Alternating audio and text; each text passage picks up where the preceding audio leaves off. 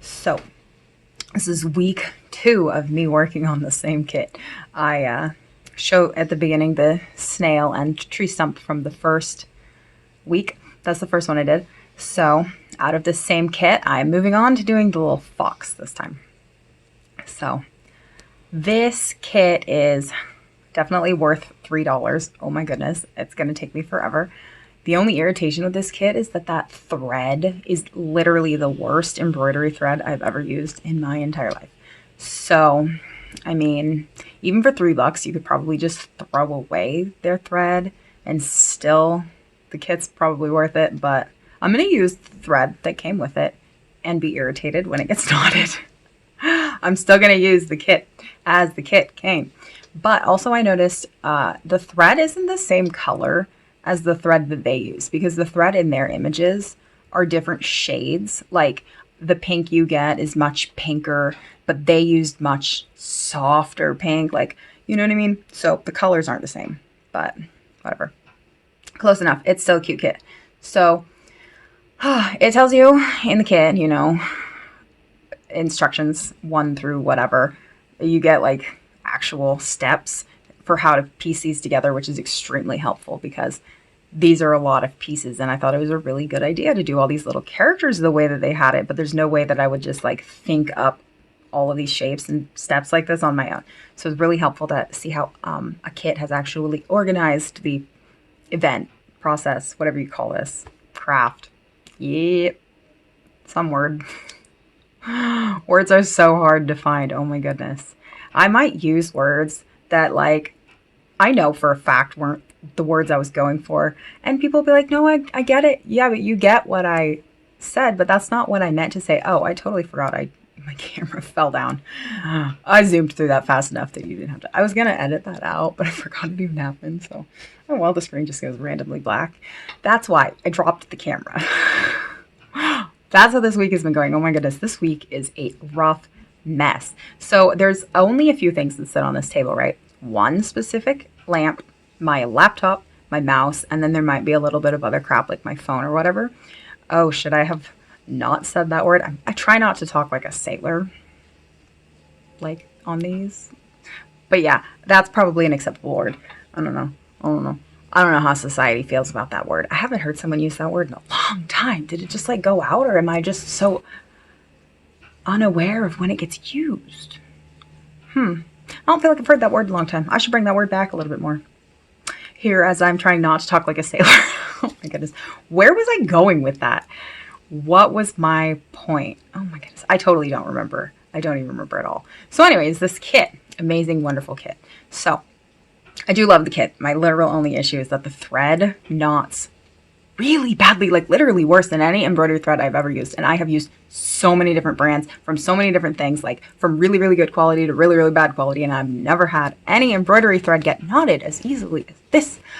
Wow. It's an annoyance. But the rest of the kit is so wonderful. And I also have to point out that the kit tells you, includes everything you need, but I always think that is a complete lie when I'm going through the thingy and it tells me somewhere, you know, like use polyfill or put chalk on the cheeks. You didn't give me polyfill or chalks, so you didn't include everything I need. Liars. So I luckily have polyfill because I make a lot of crafts and it's just pillow stuffing. Polyfill is really, really expensive. Pillows aren't. So I recommend everybody use pillows. Take a pillow apart. It's literally so much cheaper than polyfill. Why did polyfill get so expensive lately? Like, oh my goodness, literally the past, who even knows how many years. I've never thought polyfill was worth buying because you can get something with polyfill in it for cheaper than buying polyfill itself. Like, so what? Yeah, that math's not mathing. So I would never. I get $3 pillows because I'm cheap and it's a craft. I don't want it to be expensive. It's frivolous. It shouldn't be expensive to do frivolous things like this, in my opinion. I mean, it's not like I'm building a house. It's a craft. So that's why I think it's okay that the thread is so bad quality, because also I feel terrible wasting things. So I'm not going to waste a whole handful of thread. Even if it annoys me, I'm going to use the handful of thread. I have no idea why I've gone off on this tangent or rant here. Literally don't remember why. Not talking about my fox over here at all. Just the kit. So the kit was fun. I found it in one of those like Job Lot, Big Lots, Ocean State type, whatever you call those, random stuff stores. I love those because you never know what you're going to find. There's often a lot of fun craft stuff in those that I would not buy at a normal craft place. Like, I don't like Michael's anymore. I used to go in Michael's quite often, but they don't even really sell craft stuff anymore. Like the last 2 times I went for specific items, one of which was paper. You'd think Michael's sold paper, origami paper. They didn't have any anywhere. It was so frustrating. All they had was cardstock. They had hordes of cardstock. Where on earth was the regular thin paper? So we literally went to so many stores. We went in every single store on that side of town trying to find paper. We went in the paper store. We went in like TJ Maxx. We went in Walmart. We went everywhere we could go.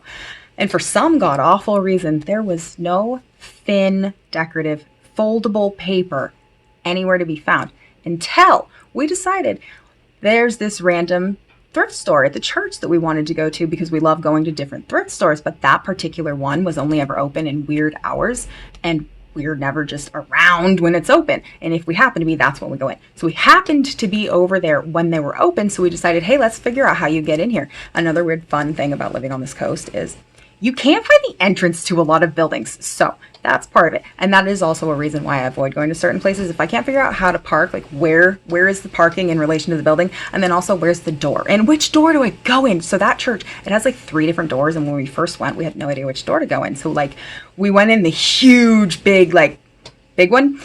And it felt a little uncomfortable, like, are we supposed to be going up here? Because there's nobody ever going up through those big doors. So finally when we get inside, we ask people like, oh my goodness, which door are we supposed to use? And they tell us, use whichever door you want. Most people use the littler door. We just use the big door because that's like the front, but that's not where people park. Also, that church, there's only like 5 parking spots. So we stopped going because if parking's hard, I'm not coming. If you want me to have any involvement in church, it has to be the easiest thing ever. Also, I'm a heathen these days because technically, okay, so long story short, I was born into a cult. My father was a pastor. Blah, blah, blah. I'm a heathen. I don't have positive views on organized religion. I think that having religious feelings and beliefs, totally okay. I have no issue with that. I think organized religion is not good.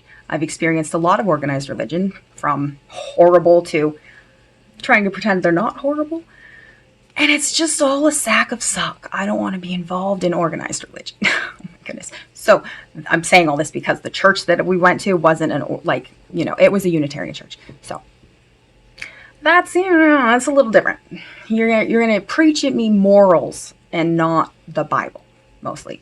I have a lot of issues with the Bible. A lot of different people have tried to preach that thing at me over the years. And you know what?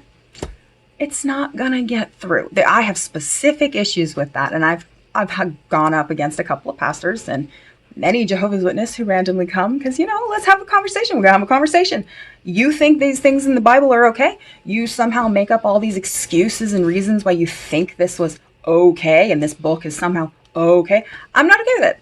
I don't think any of it's okay. And I think when people make excuses for that stuff, it's not okay. You shouldn't make excuses for terrible things written in a book, whether they're true or not. It's weird that you're trying to make excuses for it.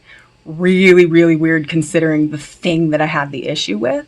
So then I'm looking sideways at the people who try to say, oh, it's fine because it was a before time.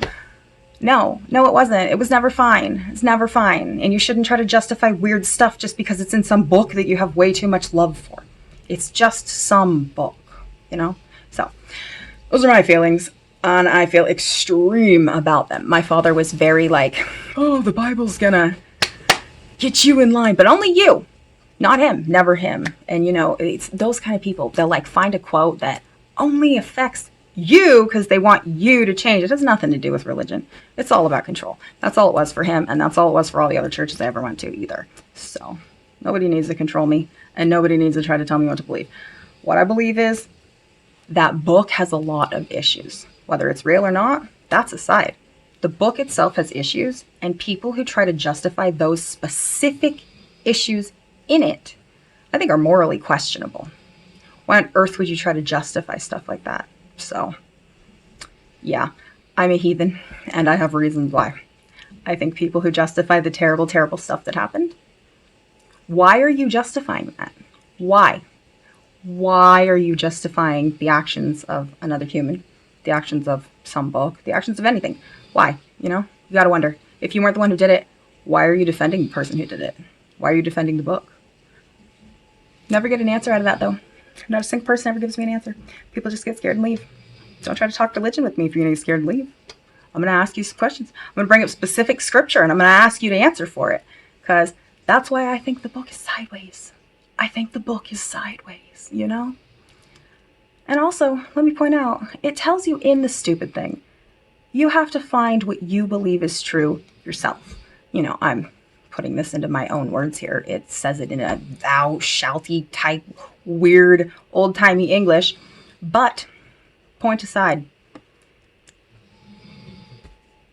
I think the book is nuts. I think people who overly defend that particular piece of scripture are nuts. They're nuts. They're nuts. Nuts. It's terrible. People defend horrible, horrible actions, but for why? Why are you defending it? So, yeah, I don't like religion, if you can't tell.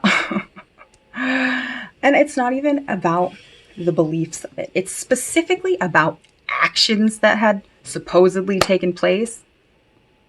It's not about beliefs. It's about morals. It's about justifying things that were supposedly done. What's that word everybody uses? What's that? Can't remember. Can't remember the word. Oh, so this train of thought has been completely nuts. I'm sure you didn't imagine there was going to be a religious ramble as I make a fox, but that is where my head is today. I found the Bible that my dad bought for me when I was a kid. When I was cleaning my room, I was going through getting rid of a lot of the stuff that I own, most of the stuff. I used to be a massive hoarder, and now I want to be a minimalist. So I'm getting rid of most of just like random stuff. Anyways, came across that Bible and whoo, I have some thoughts. Because, so about Dad specifically, he was just the perfect example of the most annoying type of Christian. Because one year, he's this exact thing. You're supposed to be this exact thing. The next year, he is completely off the walls, opposite of it. Where's your consistency? And then, 2 or 3 years later, back to completely strict. Then it's just whatever you want. Why do you gotta be so extreme about it? Why can't you just believe what you believe and do what you want to do without getting extreme about it and without screaming the Bible? So my dad was that kind of pastor where he'd scream it at you. He'd yell the message. That's not getting across. Why are you so angry with it? Why can't the message be gentler? More what even are the messages supposed to be? Don't spend all your money. Don't eat too much. Don't steal. I don't even know what the damn point of the Bible is anymore. I don't think the 10 Commandments are followed by anybody. A single person on this planet. I think we all do whatever the hell we want to do. And nobody's truthful about it. I'm truthful. I'm heathen. I admit to it. I don't subscribe to any religion anymore. Because I think that it's all made up by some random person. Even if there's any truth to any of it, it's been edited and we are being lied to through this big convolution because it's always getting edited and changed and blah, blah, blah. So, yeah, bye.